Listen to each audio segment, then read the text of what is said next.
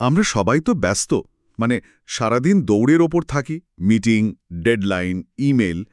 কিন্তু দিন শেষে যখন নিজেকে প্রশ্ন করি আজকে আমি যা যা করলাম তার মধ্যে কোনটা আসলেই গুরুত্বপূর্ণ ছিল, তখন উত্তরটা প্রায় হতাশাজনক হয়, তাই না? হুম, একদম। মনে হয় শুধু চাকা ঘুরিয়ে গেলাম কিন্তু এক চুলো এগোলাম না। এই যে একটা অনুভূতি, ব্যস্ত থাকা কিন্তু এফেক্টিভ না হওয়া, এটাই আজকের আলোচনার কেন্দ্রবিন্দু।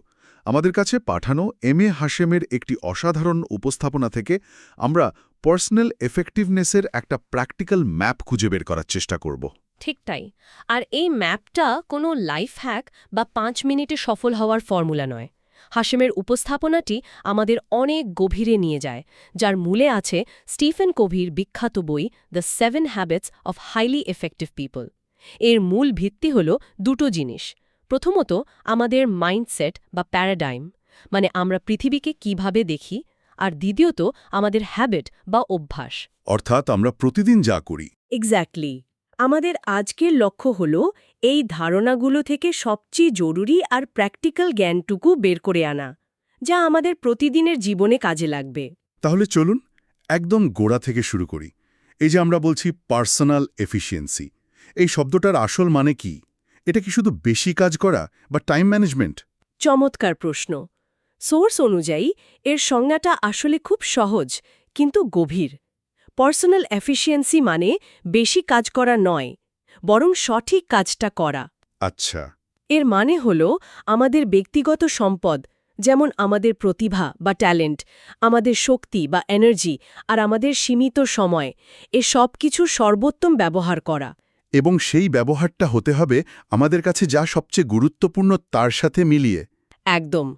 আপনি দিনে 16 ঘন্টা কাজ করতে পারেন, কিন্তু সেই কাজ যদি আপনার লং টার্ম লক্ষ্যের দিকে এক চুলো না এগোয়, তাহলে আপনি এফেক্টিভ নন, আপনি শুধু ব্যস্ত। রাইট। তার মানে কার্যকারিতা আসে সঠিক জায়গায় শক্তি আর সময় দেওয়ার মাধ্যমে। আর এখানেই তো অভ্যাসের ভূমিকা চলে আসে, কারণ আমরা প্রতিদিন যা করি সেটাই তো আমাদের পরিচয় তৈরি করে। প্রিসাইসলি। অ্যারিস্টটলের একটা বিখ্যাত উক্তি আছে যা আমাদের সোর্সে উল্লেখ করা হয়েছে। Excellence then is not an act but a habit. শ্রেষ্ঠত্ব কোনো একদিনের কাজ নয়, এটা প্রতিদিনের অভ্যাসের ফল। ঠিক, কিন্তু প্রশ্ন হল একটা ভালো অভ্যাস তৈরি হয় কিভাবে? এর জন্য 3টে জিনিস একসাথে আসতে হয়। প্রথমটা হল নলেজ বা জ্ঞান, কি করতে হবে এবং কেন করতে হবে সেটা জানা। ওকে। দ্বিতীয়টা স্কিলস বা দক্ষতা, কাজটা কিভাবে করতে হয় তার কৌশল জানা। আর তৃতীয় এবং সবচেয়ে জরুরি হল ডিজায়ার বা ইচ্ছা, মানে কাজটা করার জন্য মনের ভেতরে তাগিদ বা মোটিভেশন থাকা। এই 3টি যখন মেশে, তখনই একটা অভ্যাস টেকসই হয়। তার মানে আমি যদি সকালে দৌড়ানোর অভ্যাস করতে চাই তাহলে আমাকে জানতে হবে কেন দৌড়ানো দরকার, মানে নলেজ। কিভাবে ঠিকভাবে দৌড়াতে হয়, মানে স্কিলস। এবং আসলেই দৌড়াতে চাইতে হবে, ডিজায়ার। যে কোনো একটার অভাব হলেই অভ্যাসটা তৈরি হবে না। একদম। কিন্তু এরও আগে একটা জিনিস পরিবর্তন করতে হয়, সেটা হলো আমাদের দেখার ভঙ্গি। দেখার ভঙ্গি। হ্যাঁ, সোর্সে এটাকে বলা হয়েছে প্যারাডাইম। প্যারাডাইম হলো আমাদের মেন্টাল ম্যাপ বা মানসিক মানচিত্র। এটা অনেকটা চশমার মতো, যা দিয়ে আমরা পুরো পৃথিবীকে দেখি, বিচার করি এবং ব্যাখ্যা করি। ও আচ্ছা। আমাদের সব আচরণ এই প্যারাডাইম দিয়েই নিয়ন্ত্রিত হয়। যদি আপনার হাতে ধরুন ভুল শহরের ম্যাপ থাকে, তাহলে আপনি যতই দ্রুত চালান না কেন সঠিক জায়গায় পৌঁছতে পারবেন না। তার মানে আমার আচরণ বা অভ্যাস পরিবর্তন করার আগে আমাকে আমার চশমাটা পরিষ্কার করতে হবে বা প্রয়োজনে বদলাতে হবে। দেখতে হবে আমি সমস্যাটাকে বা নিজেকে ঠিকভাবে দেখছি কিনা। এটাই কি প্রথম পদক্ষেপ? এটাই আসল ভিত্তি। আর এই ভিত্তি থেকেই স্টিফেন কোভির 7টি অভ্যাসের যাত্রা শুরু হয়। এই অভ্যাসগুলো শুধু কিছু ভালো কাজের তালিকা নয়, এগুলো হলো এক ধরনের প্যারাডাইম শিফটের পর্যায়ক্রমিক ধাপ। Okay, so I need to fix my map. Where do I start? What's the first step? প্রথম অভ্যাসটাই হলো সবচেয়ে বিপ্লবী। হ্যাবিট 1, বি প্রোঅ্যাক্টিভ বা দায়িত্বশীল হন। এর মূল কথা হল আপনি আপনার জীবনের ড্রাইভিং সিটে আছেন। আপনার জীবনের সমস্ত পছন্দের জন্য আপনিই দায়ী। পরিস্থিতি, পারিপার্শ্বিক অবস্থা বা আপনার অতীত এগুলো প্রভাব ফেলতে পারে, কিন্তু চূড়ান্ত সিদ্ধান্ত নেওয়ার ক্ষমতা আপনার হাতেই। কিন্তু এটা বলা যতটা সহজ, করা ততটাই কঠিন। পারিপার্শ্বিক অবস্থাকে দোষ না দেওয়া কি সবসময় সম্ভব? ধরা যাক একজন এমন একটা পরিবেশে কাজ করে যেখানে তার কোনো ক্ষমতাই নেই, বা তার বস খুব আনসাপোর্টিভ, সেক্ষেত্রেও কি প্রোঅ্যাক্টিভ হওয়াটা বাস্তবসম্মত? খুবই বাস্তবসম্মত একটা প্রশ্ন।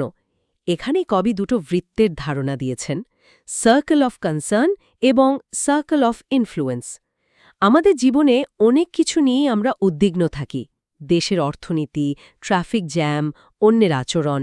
অফিসে পলিটিক্স। ঠিক, এই সব কিছু হলো আমাদের সার্কেল অফ কনসার্ন বা উদ্বেগের বৃত্ত। এর মধ্যে খুব কম জিনিসই আছে যা আমরা সরাসরি নিয়ন্ত্রণ করতে পারি। আর সার্কেল অফ ইনফ্লুয়েন্স হল সেই বিষয়গুলো যেগুলোর উপর আমাদের সরাসরি নিয়ন্ত্রণ বা প্রভাব আছে, যেমন আমার নিজের আচরণ, আমার কাজের মান, আমার শেখার আগ্রহ, আমার স্বাস্থ্য। প্রেসাইজলি। এখন যারা রিঅ্যাক্টিভ, তারা তাদের সমস্ত শক্তি এবং সময় ব্যয় করে সার্কেল অফ কনসার্ন নিয়ে। তারা অভিযোগ করে, দোষারোপ করে আর হতাশ হয়।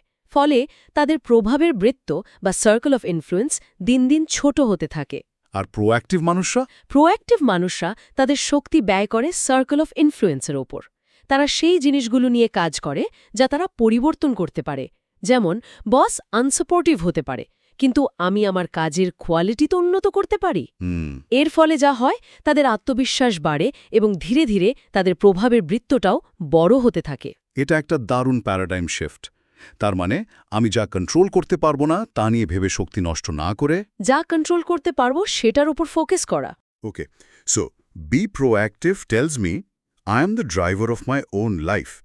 কিন্তু ড্রাইভার যদি না জানে সে কোথায় যাবে, তাহলে তো সে শুধু চক্কর কাটবে। এখানে কি দ্বিতীয় অভ্যাসটির ভূমিকা? একদম ঠিক জায়গায় ধরেছেন। দ্বিতীয় অভ্যাসটি হল begin with the end in mind, বা শেষটা মাথায় রেখে শুরু করুন। এর মানে হল যে কোনো কাজ শুরু করার আগে তার চূড়ান্ত পরিণামটা মনে পরিষ্কারভাবে কল্পনা করে নেওয়া। কবি বলেন, যে কোনো কিছু দুইবার তৈরি হয়। প্রথমে মানসিকভাবে, মানে মেন্টাল ক্রিয়েশন, তারপর শারীরিকভাবে ফিজিক্যাল ক্রিয়েশন। একটা বাড়ি বানানোর আগে যেমন তার একটা ব্লুপ্রিন্ট তৈরি হয়, তেমনি আমাদের জীবনেরও একটা পার্সোনাল ব্লুপ্রিন্ট থাকা দরকার। ঠিক। সোসের একটা লাইন আমার খুব মনে ধরেছে, if you don't know where you are going, then how will you know when you get there. আপনার যদি গন্তব্যই জানা না থাকে, তাহলে বুঝবেন কি করে যে আপনি পৌঁছে গেছেন? কিন্তু এই জীবনের লক্ষ্য বা ভিশন, এই কথাগুলো শুনলেই তো ভয় লাগে। মনে হয় বিশাল কিছু ভাবতে হবে। এটা শুরু করার সহজ কোনো উপায় আছে? অবশ্যই। এটা শুধু জীবনের শেষ কৃত্যের কথা ভাবা নয়, আপনি এটাকে যে কোনো প্রজেক্ট বা এমনকি একটা কঠিন মিটিংয়ের ক্ষেত্রেও প্রয়োগ করতে পারেন। কিভাবে? মিটিং শুরু করার আগে ভাবুন, এই মিটিং শেষে আমি ঠিক কী ফলাফল চাই। আপনার দিনের কাজ শুরু করার আগে ভাবুন, আজ দিন শেষে কোন 3টি কাজ শেষ হলে আমি সন্তুষ্ট হব। এই ছোট ছোট এন্ড ইন মাইন্ড প্র্যাকটিস করতে করতেই বড় চিত্রটা পরিষ্কার হয়ে আসে। আচ্ছা, তার মানে প্রথম অভ্যাস আমাকে চালকের আসনে বসালো, দ্বিতীয় অভ্যাস আমাকে গন্তব্য ঠিক করে দিল। So I have my destination, now I need the GPS for the day to day journey. এটা নিশ্চয়ই সময় ব্যবস্থাপনার ব্যাপার। ঠিক, তবে এটা শুধু টাইম ম্যানেজমেন্ট নয়, এটা সেলফ ম্যানেজমেন্ট। আর এটাই তৃতীয় অভ্যাস, পুট ফার্স্ট থিংস ফার্স্ট, বা জরুরি কাজ আগে করুন। এটা প্রথম দুটি অভ্যাসের বাস্তব রূপ। এখানে মূল চ্যালেঞ্জ হল আর্জেন্ট বা জরুরি এবং ইম্পর্ট্যান্ট বা গুরুত্বপূর্ণ কাজের মধ্যে পার্থক্য করা। এখানেই তো আমরা সবচেয়ে বড় ভুলটা করি। আমাদের ইনবক্সে আসা প্রত্যেকটা ইমেল, প্রত্যেকটা ফোন কলকেই আর্জেন্ট মনে হয়। আমরা সারাদিন ধরে ছোট ছোট আগুন নেভাতে থাকি, আর দিন শেষে দেখি যে কাজটা আমাদের ক্যারিয়ার বা জীবনের জন্য সবচেয়ে ইম্পর্ট্যান্ট, সেটাই করা হয়নি। একদম। আমার এক বন্ধু ছিল যে সারাদিন ইমেলের উত্তর দিতেই ব্যস্ত থাকত। এগুলো জরুরি বা আর্জেন্ট মনে হতো, কিন্তু মাস শেষে দেখত তার আসল প্রজেক্ট, যেটা তার ক্যারিয়ারের জন্য গুরুত্বপূর্ণ, মানে ইম্পর্ট্যান্ট, সেটা এক চুলও এগোয়নি। সে কোয়াড্রেন্ট 1 আর 3 এর ফাঁদে পড়ে গিয়েছিল। ঠিক, মানে আর্জেন্ট অ্যান্ড ইম্পর্ট্যান্ট আর urgent and not important. Effective মানুষরা কোয়াড্রেন্ট 2তে বেশি সময় কাটান। অর্থাৎ সেই সব কাজে যা জরুরি নয় কিন্তু ভবিষ্যতের জন্য খুব গুরুত্বপূর্ণ, যেমন প্ল্যানিং করা, নতুন কিছু শেখা, সম্পর্ক তৈরি করা, স্বাস্থ্যের যত্ন নেওয়া। এক্স্যাক্টলি। কোয়াড্রেন্ট 2তে সময় দিলে কোয়াড্রেন্ট 1-এর ক্রাইসিস বা জরুরি অবস্থাগুলো এমনিতেই কমে আসে, কারণ আপনি আগে থেকেই প্রস্তুত থাকছেন। সোর্সের একটা কথা ছিল, দ্য কি is not to prioritize your schedule, but to schedule your priorities. Exactly. আপনার ক্যালেন্ডারে যা আছে সেগুলোকে গুরুত্ব অনুযায়ী সাজানোর বদলে আপনার জীবনের সবচেয়ে গুরুত্বপূর্ণ কাজগুলোকে আগে ক্যালেন্ডারে জায়গা দিন, বাকিগুলো তার চারপাশে সাজিয়ে নিন। তাহলে এই প্রথম 3টি অভ্যাস, be proactive, begin with the end in mind এবং পুট ফার্স্ট থিংস ফার্স্ট, এগুলো নিজেকে গড়ার জন্য, নিজের ভিতরের জয়ের জন্য। ইটস অল অ্যাবাউট সেলফ মাস্টারি। কিন্তু আমরা তো একা থাকি না, আমাদের পরিবার, সহকর্মী, বন্ধুদের সাথে চলতে হয়। বাইরের জগতের সাথে সম্পর্ক তৈরির জন্য কি করতে হবে? আপনি সুন্দরভাবে পরের ধাপে চলে এসেছেন। প্রথম 3টি অভ্যাস হল প্রাইভেট ভিক্টরি।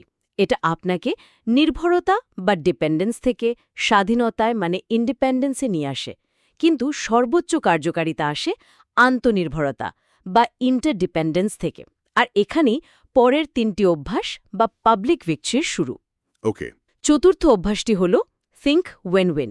এই ধারণাটা শুনতে খুব ভালো লাগে, কিন্তু একটা কম্পিটিটিভ বিজনেস ওয়ার্ল্ডে এটা কি একটু বেশি আইডিয়ালিস্টিক বা আদর্শবাদী হয়ে গেল না?